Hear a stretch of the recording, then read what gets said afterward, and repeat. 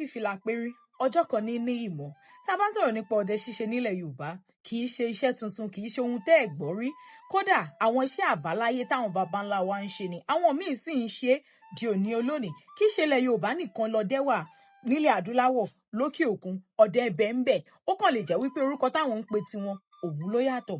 Àmọ́ mo wá fẹ́ ká mọ̀ lónìí wípé ọdẹ pé oríṣiríṣi. Tá a bá ń sọ̀rọ̀ nípa ọdẹ, a kàn lè ní ọdẹ.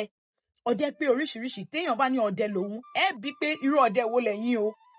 Ṣùgbọ́n nígbà táyìn gan ò tiẹ̀ mọ̀ pé ọdẹ pé oríṣiríṣi, kí lẹ̀yin ṣe fẹ́ béèrè pé irú ọdẹ wo ni ẹ̀yin? Èmi wà níbí fún yín. Lónìí wọ́n sọ fún yín ní oríṣiríṣi ọdẹ tó wà nílẹ̀ Yorùbá.